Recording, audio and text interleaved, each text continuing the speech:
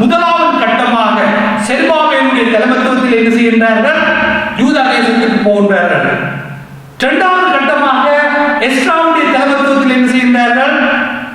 தன்னுடைய சொந்த தேசத்துக்கு போகின்றார்கள். இந்த சொந்த தேசத்துக்கு போன மக்கள் இப்ப எப்படி வாழ்கின்றார்கள்? நெகேமியாவுடைய ஆவல் என்று சொன்னா சொந்த தேசத்துக்கு போனவர்கள் இப்ப எப்படி வாழ்கின்றார்கள், அப்ப எப்படி வாழ்கின்றார்கள் என்பது செய்தியை கேட்க ஆவலோடு இருந்த பொழுது அவனுக்கு அவனுடைய சகோதரனாகிய ஆனானியினாலும் வேறு சில மனிதர்களாலும் ஒரு செய்தி கிடைக்கின்றது. என்ன செய்தி? அரங்கம் இடிக்கப்பட்டிருக்கின்றது, வாசனைகள் என்ன செய்யப்பட்டிருக்கின்றது? சுட்டரிக்கப்பட்டிருக்கின்றது.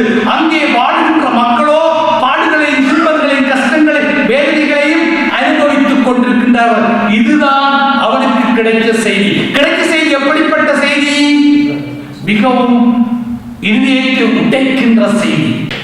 இப்ப நெகேமியா பிரச்சனை இந்த நிலை மாறாதா? இந்த நிலை மாறாதா? எங்களுக்கு ஒரு எதிர்காலம் இல்லையா?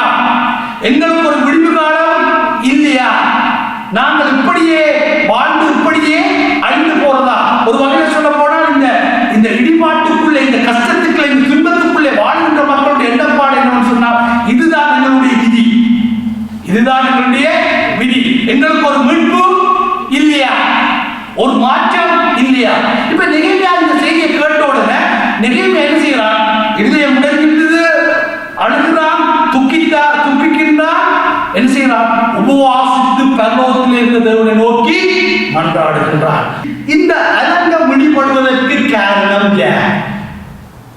இந்த வாசல்கள் சுட்டரிக்கப்பட்ட வாசல், இந்த வாசல்கள் எரிக்கப்படுவதற்கு காரணம் யார்?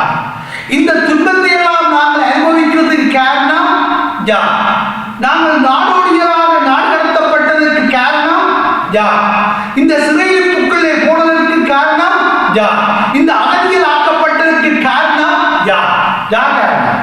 நீங்க மூறிவிட்டீர்கள், அடிச்சேன், நாடு கடத்தப்பட்டீர்கள், அகதிகளாக்கப்பட்டீர்கள், நாடோடிகளாக்கிறீர்கள். நீங்கள் எந்த கடையாளத்திலே இருந்தாலும் மெய்யாக என்னை தேடுகின்ற பொழுது, மெய்யாக என்னை தேடுகின்ற பொழுது, மெய்யாக நீங்கள் மனம் திரும்புகின்ற பொழுது, மெய்யாக நீங்கள் என்னிடத்திலே கதறுகின்ற பொழுது நான் மறுபடியும் உங்களை என்ன செய்வேன்?